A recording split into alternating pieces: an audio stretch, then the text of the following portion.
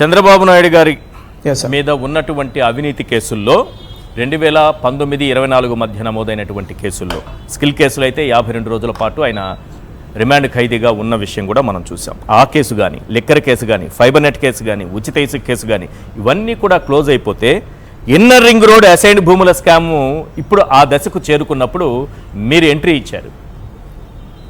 ఇవి క్లోజ్ అయ్యాయి, ఇవి కూడా అదే పరిస్థితికి వెళుతుందా, లేకపోతే ఆ కేసులు కూడా రీఓపెన్ అయ్యే విధంగా మీ పోరాటం ఉంటుందా?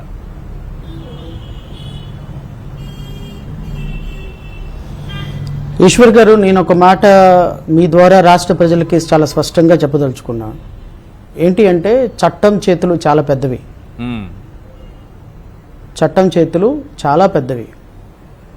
సో చట్టాన్ని మీ చుట్టంగా మార్చుకోవాలి అని చూసి అధికార బలంతో అధికారుల్ని, వ్యవస్థల్ని మీ చెప్పు చేతుల్లో పెట్టుకోవాలి అంటే న్యాయం అనేది, చట్టం అనేది చాలా పెద్దగా ఉంటాయి ఆ చేతులు. అవి ఎప్పటికీ ఆగవు. నేనేమంటానంటే, ఒక సామాన్యుడు, ఒక ఎంప్లాయీ ఒక 1000 రూపాయలు 2000 రూపాయలు లంచం తీసుకుంటే 25 సంవత్సరాల పాటు అతన్ని కోర్టుల చుట్టూ తిప్పుతారు. ఏసీబీ కేసెస్లో 25 years లిటరల్లీ. నాకు తెలిసి ఒక అతను 2002వ సంవత్సరంలో 116 రూపాయలు విఏఓ లంచం తీసుకున్నాడు సర్వే చేయడానికి. ఆ కేసు ఇప్పటికీ కూడా హైకోర్టులో పెండింగ్ ఉంది. 116 రూపాయల కేసు హైకోర్టులో పెండింగ్ ఉంది. సో ఒక అధికారంలో ఉన్నటువంటి ఒక ముఖ్యమంత్రి, ఒక మంత్రి ఎప్పుడు కూడా ప్రజలకి ఒక జవాబుదారీతనంగా ఉండాలి, రోల్ మోడల్గా ఉండాలి. చంద్రబాబు నాయుడు తప్పు చేశాడనో, లేకపోతే నారాయణ గారు తప్పు చేశారనో, లేకపోతే నారా లోకేష్ తప్పు చేశాడనో చెప్పడం నా ఉద్దేశం కాదు. ఒక అధికారంలోకి వచ్చిన తర్వాత మీరు చెప్పే మాటలేంటి, అధికారం రాకముందు మీరు చెప్పే మాటలేంటి? నేను ఈ సందర్భంగా ఒక మాట గుర్తు చేస్తా. గౌరవ ఉప ముఖ్యమంత్రి పవన్ కళ్యాణ్ గారు, నాకు తెలిసి భారతదేశంలో ఈయనన్ని శుద్ధపూస కబుర్లు చెప్పే వ్యక్తి ఇంకొకడు ఉండడు. చట్టం, న్యాయం, ధర్మం, చెగోవీర, శ్రీశ్రీ తప్ప ఆయన పవన్ కళ్యాణ్కి ఏం సంబంధం? ఆయన ఎందుకు లాగుతున్నారు? I will come to that. ఉంది కాబట్టే నేను చెప్పాను. పవన్ కళ్యాణ్ గారు వాలంటీర్స్ని, వీళ్ళందరూ కూడా వాలంటీర్స్ని తీసుకెళ్ళి, ఎందుకు అంటే it is very much relevant Eshwar garu, otherwise I won't cite anything. Volunteers అందరూ కూడా 30,000 మంది అమ్మాయిల్ని ప్రాస్టిట్యూషన్స్ హోమ్లోకి తీసుకెళ్ళటానికి వాళ్ళందరూ కూడా పనిచేశారు అని చెప్పినప్పుడు ఈ రాష్ట్ర ప్రభుత్వం ఒక జీవో ఇచ్చి అతని మీద ఒక కేసు పెట్టించింది. పబ్లిక్ ప్రాసిక్యూటర్ గుంటూరు 56 పేజీల రిపోర్ట్ వేశారు గుంటూరు కోర్టులో. ఏమని? పవన్ కళ్యాణ్ అనేటువంటి వ్యక్తి ఇలా మాట్లాడాడు, కొన్ని లక్షల మంది మాటలు, కొన్ని లక్షల మంది హృదయాలు గాయపడ్డాయి, కాబట్టి ఇతని మీద ప్రాసిక్యూషన్ చేయండి అన్న తర్వాత గుంటూరు డిస్ట్రిక్ట్ జడ్జి ప్రాసిక్యూషన్ చేసుకుంది. ప్రాసిక్యూషన్ చేసి అక్యూజ్డ్కి సమన్స్ ఇష్యూ చేసింది. అక్యూజ్డ్కి సమన్స్ ఇష్యూ చేసిన వెంటనే ఎలక్షన్ జరిగినాయి. ఎలక్షన్ తర్వాత గవర్నమెంట్ మారింది. మీరు నమ్ముతారో లేదో, ఇదే పబ్లిక్ ప్రాసిక్యూటర్ మళ్ళీ 58 పేజీల రిపోర్ట్ వేసి అసలు పవన్ కళ్యాణ్ తప్పే చేయలేదు, ఈ కేసు అవసరం లేదు, తీసేయమన్నాడు. తీసేశారు కేసు. ఆ ప్రాసిక్యూషన్ హాస్ బీన్ విత్డ్రాన్. నేను అంటాను, మీరు ప్రతిపక్షంలో ఉన్నప్పుడు చెప్పిన మాటలకి, అధికారంలోకి వచ్చిన మాట తర్వాత మాటలకి ఎక్కడైనా కంపారిజన్ ఉందా? అవును. గౌరవ ముఖ్యమంత్రి చంద్రబాబు నాయుడు, లేకపోతే నారా లోకేష్, మంత్రి నారాయణ, మీరందరూ కూడా ఇప్పుడు మీరు ఇంతకుముందు ఇంట్రోలో చెప్పినట్టుగా 25,000 కుంభకోణం. ఈశ్వర్ గారు, ఎంత దుర్మార్గం అంటే, జస్ట్ 3:30కి హైకోర్టులో ఈ రోజు ఆర్గ్యుమెంట్ జరిగింది. ఆళ్ళ రామకృష్ణారెడ్డి గారి తరపున నేను ఆర్గ్యూ చేశాను. చంద్రబాబు నాయుడు గారి తరపున భారతదేశంలోనే అత్యంత కాస్ట్లీ లాయర్ ముకుల్ రోహిత్ కి ఆర్గ్యూ చేశారు. ఆర్గ్యూ చేసిన తర్వాత కొంత ఆర్గ్యుమెంట్ జరిగిన తర్వాత case posted on 18th 3 o'clock caption లో వేశారు. Again will come in hearing, there is no doubt about it. నేనేమంటాను అంటే, మీరు చట్టాన్ని చుట్టంగా మార్చుకొని 25,000 కోట్ల రూపాయలు మీరు అధికార దుర్వినియోగం చేశారు అని చెప్పినటువంటి కేసులు, 3,500 కోట్ల రూపాయలు దుర్వినియోగం చేశారన్న కేసులు, 15,000 కోట్ల రూపాయలు కేసులు దుర్వినియోగం చేశారన్న కేసులు అన్నీ కూడా మీరు అధికారంలోకి రాగానే ఒక నారా లోకేష్ అనేటువంటి ఒక మంత్రి హోమ్ మినిస్టర్కి చెప్పి ప్రివెన్షన్ ఆఫ్ కరప్షన్ కేసులు జస్ట్ లైక్ దట్ అని ఆ విధంగా ఎత్తేసుకునే వ్యవస్థలో మీరు ఈ రాష్ట్ర ప్రజలకి ఏం సమాధానం చెప్తారు? రాష్ట్రంలో నాకు తెలిసి కొన్ని వేల ఏసీబీ కేసులు ఉన్నాయి, కొన్ని వేల మంది employees still they are facing prosecution 1000 రూపీస్కి 2000కి 5000 రూపీస్కి. వాళ్ళ కేసులన్నీ కూడా ఇలాగే ఎత్తేస్తారా ఇన్వెస్టిగేషన్ ఆఫీసర్లు? వాళ్ళ కేసులు కూడా ఈ విధంగానే కోర్టుల్లో ఫైనల్ రిపోర్ట్ ఛార్జ్ షీట్ వేసేస్తారా? వాళ్ళ కేసులు కూడా ఈ విధంగానే హైకోర్టులు లేకపోతే జిల్లా కోర్టులు యాక్సెప్ట్ చేసి వెళ్ళిపోమని చెప్తాయా? Simply because you are a chief minister, simply because you are a minister for information technology and you are a minister for municipal administration, then whatever the cases that you have been closed will accord permission. Is this the kind of democracy that we are living? అంటే అధికార దుర్వినియోగానికి పాల్పడి తమ కేసుల్ని తాము close చేయించుకుంటున్నట్టు కనిపిస్తోంది మీకు?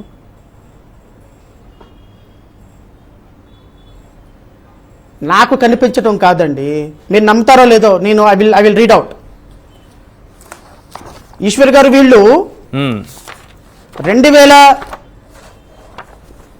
2020 I will come to that. 2024 మార్చి 22వ తారీఖున ఏసీబీ కోర్టులో ఛార్జ్ షీట్ వేశారు. ఈ ఛార్జ్ షీట్లో 238 మంది విట్నెస్లను ఎగ్జామిన్ చేశారు.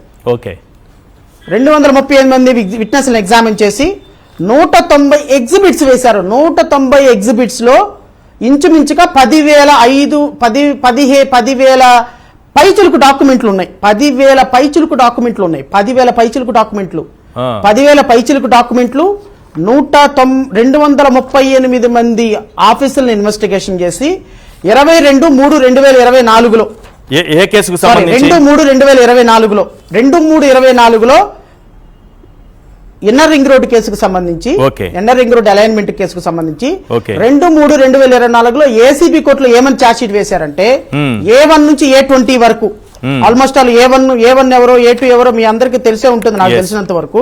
But anyway for the purpose of public నేను ఇంకొకసారి చదివి వినిపిస్తాను.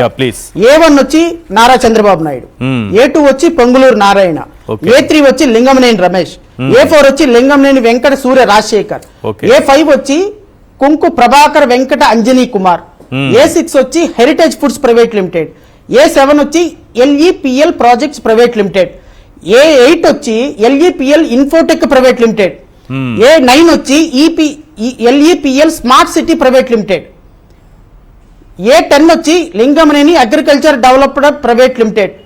ఈశ్వర్ గారు A7 నుంచి A10 A11 Lingamaneni agro developers private limited, A12 వచ్చి జయని ఎస్టేట్ ప్రైవేట్ లిమిటెడ్, A13 వచ్చి Ramakrishna housing private limited, A14 వచ్చి నారా లోకేష్ ఇప్పుడు minister for information technology, A15 వచ్చి Ponguru Ramadevi who is the wife of Narayana, minister Narayana వారి వైఫ్. A16 వచ్చి Rapur Sambasivarao brother in law of A2 అంటే ఎవరు? పొంగులూరు నారాయణ గారి బ్రదర్ ఇన్ లా. ఆవుల Manishankar relative of A2, Narayana గారి రిలేటివ్. A18 వచ్చి పొట్టూల రమాదేవి, A19 వచ్చి వరుణ్ కుమార్ కొత్తప్ప. ఈ 19 మంది దుర్మార్గులు, దుష్టులు, నీచులు, నికృష్టులు వీళ్ళ అందరి మీద ఏమేమి ఛార్జెస్ పెట్టారో తెలుసా? వీళ్ళందరి మీద ఏమేమి ఛార్జెస్ పెట్టి వీళ్ళని కాగ్నిజెన్స్ తీసుకోమన్నారో తెలుసా? అంటే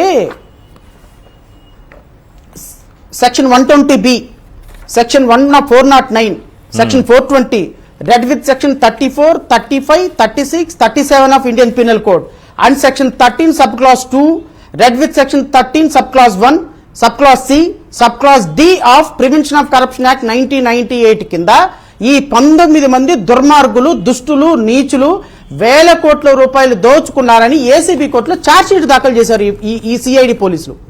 ఇదే సిఐడి పోలీసులు, కొత్త వాళ్ళు ఎవ్వరు కాదు. సరే, ఇక్కడ ఒక చిన్న క్వశ్చన్, ఇక్కడ ఒక చిన్న క్వశ్చన్. మీరు చెప్పారు ఈ కేసులో వందలాది మంది సాక్షుల్ని 280 మందికి పైగా ఎవరు అన్నారు, 10,000కు పైగా డాక్యుమెంట్లు అన్నారు.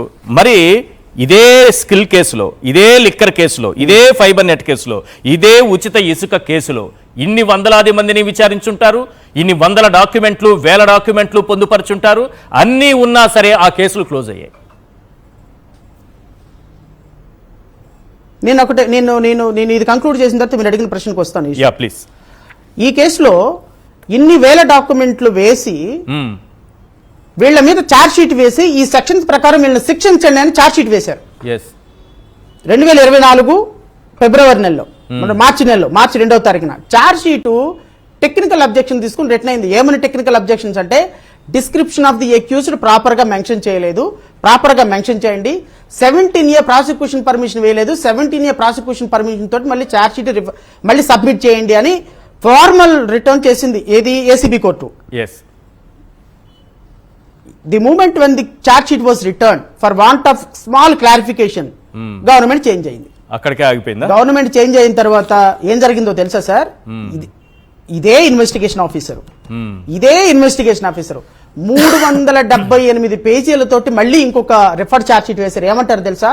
సారీ, నేను ఇంతకు ముందు 2024లో చేసిన ఇన్వెస్టిగేషన్ అంతా తప్పు, చేసిన స్టేట్మెంట్లన్నీ రాంగు, అసలు వీళ్ళు వేల కోట్ల రూపాయలు అవినీతి జరగలేదు, ప్రభుత్వానికి ఏ విధమైన స్టేట్ ఎక్సెక్కర్ అన్యాయం జరగలేదు, కమిషనర్లు సార్ ఎంత దుర్మార్గం అంటే 164 స్టేట్మెంట్ అంటే తెలుసు కదా, Cherukuru Sridhar commissioner of CRDA కొన్ని పదుల మంది చేత మెజిస్ట్రేట్ దగ్గర 164 స్టేట్మెంట్లు రికార్డ్ చేయించి ఆ స్టేట్మెంట్ లో పొంగులూరు నారాయణ చంద్రబాబు నాయుడు మమ్మల్ని బెదిరించారు, మా చేత బెదిరించి సింగపూర్ కంపెనీకి అలైన్మెంట్ చేస్తావా లేదా, సింగపూర్ కంపెనీ మా భూములకు అనుగుణంగా మీరు అలైన్మెంట్ చేస్తారా లేదని మమ్మల్ని బెదిరించి మా చేత అలైన్మెంట్ చేయించారని కన్ఫెషన్ స్టేట్మెంట్ ఇచ్చినటువంటి ఈ స్టేట్మెంట్లు ఉన్నప్పటికీ, ఇన్ని వేల డాక్యుమెంట్లు ఉన్నప్పటికీ, ఇన్ని వందల విట్నెస్లు ఉన్నప్పటికీ ఈ కేసును క్లోజ్ చేయండి, it is a mistake of fact అని చెప్పి ఏసీబీ కోర్టులో ఛార్జ్ షీట్ ఫైల్ చేశారు, ఫైనల్ రిపోర్ట్ ఫైల్ చేశారు. ఈ స్టేజ్ లో ఇప్పుడు మీరు ఇంతకు ముందు రిఫర్ చేశారు కదా, అవును, స్కిల్ డెవలప్మెంట్ కావచ్చు, లిక్కర్ కేసు కావచ్చు, లేకపోతే అమరావతి భూముల కేసులు కావచ్చు, ఈ కేసులన్నిటిలో కూడా ఈ కేసులో ఉన్న దానికంటే 3 times మోర్ ఆధారాలు ఉన్నాయి. Okay, 3 times more. ఇప్పుడు ఇక్కడ 238 మందిలే చేశారు. అసలు లిక్కర్ కుంభకోణంలో, స్కిల్ డెవలప్మెంట్ కుంభకోణంలో అయితే 450 మందిని ఎగ్జామిన్ చేశారు, ఇంచుమించుగా రమారమి. కొన్ని వేల డాక్యుమెంట్లు నిన్న నాకు కోర్టు ఆర్డర్ తోటి డాక్యుమెంట్లు సప్లై చేశారండి. ఒక ట్రాలీ ఆటోలో తీసుకొచ్చి నాకు సప్లై చేశారు డాక్యుమెంట్స్, ట్రాలీ ఆటోలో తీసుకొచ్చి సప్లై చేశారు. అంటే అర్థం ఏంటి? ఈశ్వర గారు ఎప్పుడు కూడా మెన్ మే లై బట్ డాక్యుమెంట్ మే నాట్. అవును sir, document is for ever.